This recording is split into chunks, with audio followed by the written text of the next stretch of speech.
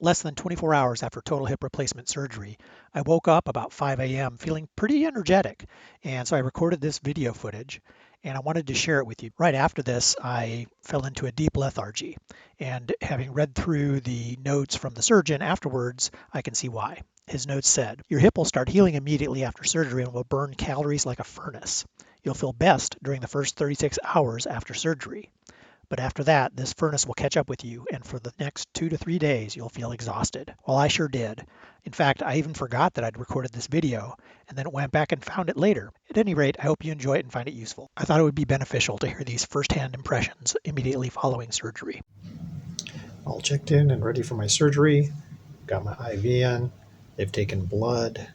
And anyhow, I guess I'm ready for total hip replacement. Sure hope everything goes smoothly. Here are some before and after x-rays of my hip. Hey, wait a minute. What the? It looks like the surgeon left a paperclip inside me. Oh no, it's even worse than that. It's Microsoft's annoying assistant, Clippy. I thought he died in 2001. Well, I made it through surgery, and I am still kind of coming out of anesthesia. My right leg is a little numb. It was super numb right after surgery, right after I woke up from anesthesia. I've had a little bit of something to eat, and it sounds like I'm going to be able to get out of here today, which would be amazing because even in the like 30 minutes that I've been in this room, I think 6 or 8 people have come in, and I know, from experience that it's really hard to get sleep in a hospital room because of all the people coming in all night taking vitals and things like that. So, knock on wood, it seems like everything has gone well. So it is about 5:20 a.m. and I got some good sleep. I'm very surprised. It was not contiguous sleep. I think it was in 1 hour chunks, but I was at least getting, some sleep from about 10 p.m. until 5 a.m. So in my book, because I don't have a great history with sleeping well anyhow, that is a victory. So I'm very happy about that. Now, I did have to take all the pain meds, and I think similar to what I learned when I did the Inca Trail, I really have to stay ahead of the pain. And I didn't yesterday, which I think is okay.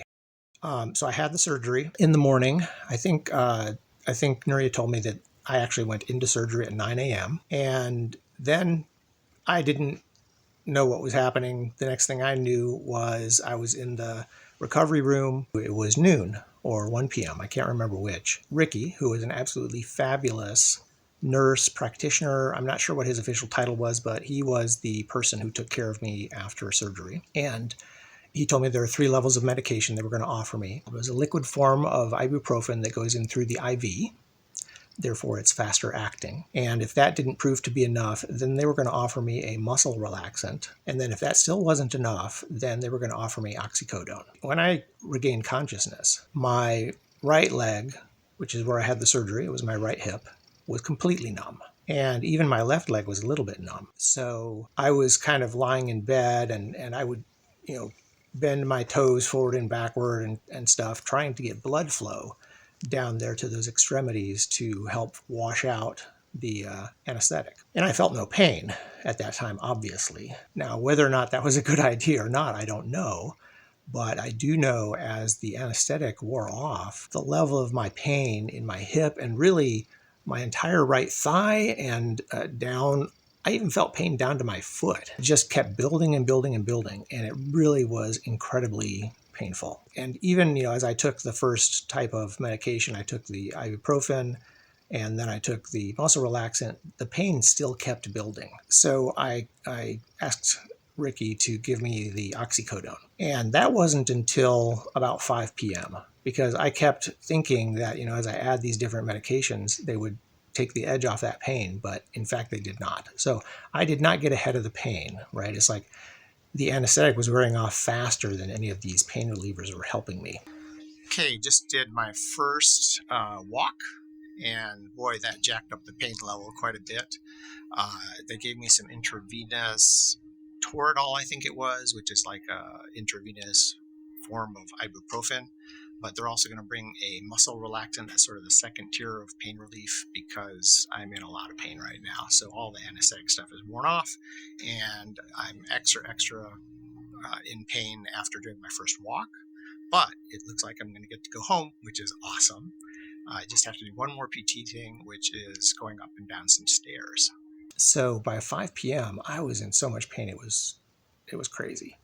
I was sort of beside myself in pain. Ha It's yesterday once more.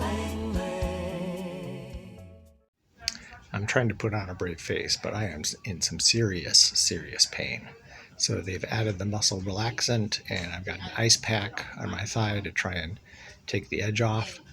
I completed the occupational therapy, but then when the lady came to do physical therapy, I started to stand up and got a little bit nauseous. So they gave me some anti-nausea medications, and I'm resting for a little bit.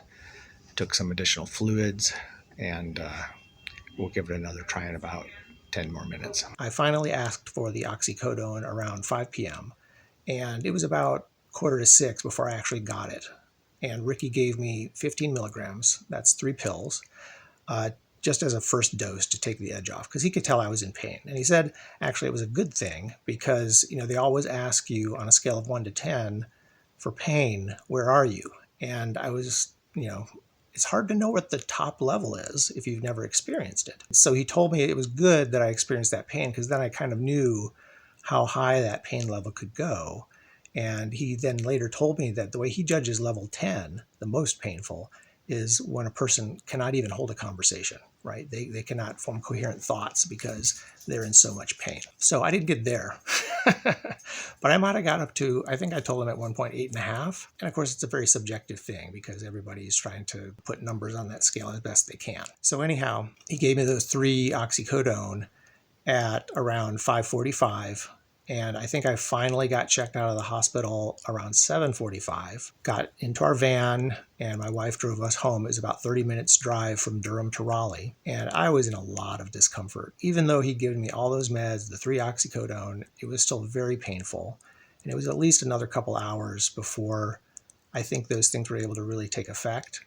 And the pain started to subside a little bit. So I was still in quite a bit of pain last night, but by about 9 o'clock, it was getting manageable, right? I was just sitting up in bed like I am now, and it was pretty manageable. My son Jordy came in around 8 p.m., and we had a nice long conversation about all kinds of stuff, intelligent design and jellyfish and, whatnot. He swears I was lucid, so I guess that's a good thing.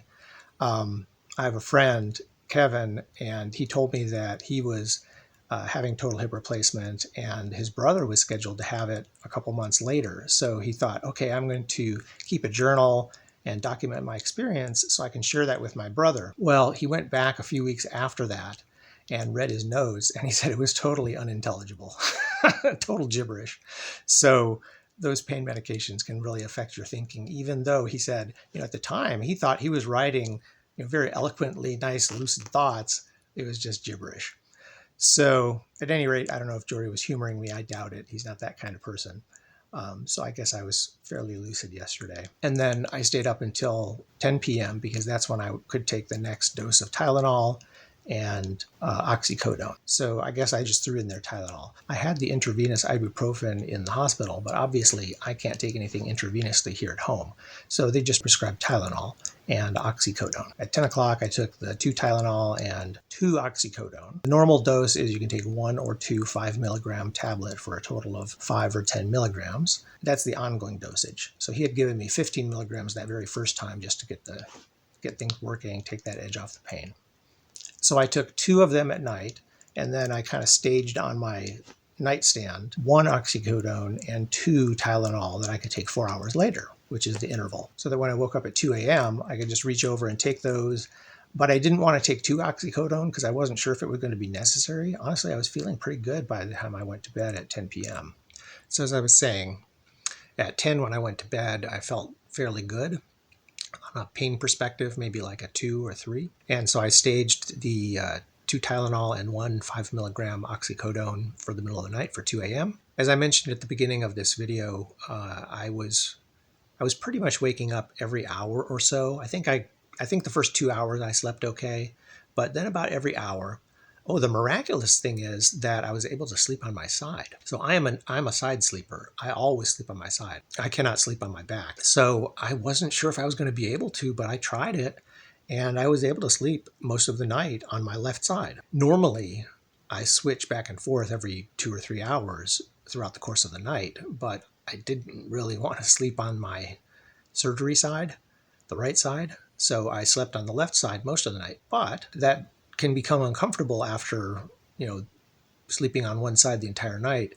So I actually tried sleeping on my right, and I was able to sleep on my right for one interval. I think it was about an hour. It wasn't terrible. So I was really surprised by that. At any rate, I took the medications again at 2 a.m. and, like I said, just kept waking up every hour or so and going back to sleep. So I feel pretty good. I feel like I got a decent amount of sleep, and that's great, especially since I woke up at 2 a.m. on the day of surgery. I was just too nervous. So anyhow, that's it for now. I will try and capture more of my day one experiences today while it's somewhat fresh in my mind. It's 5:30 a.m. now, and I was intentionally recording this now because at 6 a.m. I'm due to take the Tylenol and oxycodone. And I'm not sure yet if I'm going to take one oxycodone or maybe a half of one. Today I do need to start doing some exercises. They're very moderate exercises. The surgeon does not call them PT, but they're PT. I'm not sure how much pain that will cause. I know yesterday, well, I don't know this. I assumed yesterday that the pain came on really hard and heavy after I did my first walk and a couple things like that. But in retrospect, it may just have been the anesthetic wearing off. That might have been the entire reason why I kept experiencing more and more pain. Anyhow, I will not know. I can't really know that now. I'll take either a half or one oxycodone here in about a half hour. And so I wanted to record some of these and make some notes to create a video a little bit later about my day one experiences. And I wanted to do that now before I've had an oxycodone, right? I figure at this point, I'm as clear-headed as I'm going to be during the course of the day because you have those medications every 4 hours. So I'm at 3.5 hours right now. Mostly it shouldn't be in my system. So I'll listen to this video later and see if I made any sense. I hope so. Otherwise, I've just wasted about 15 minutes.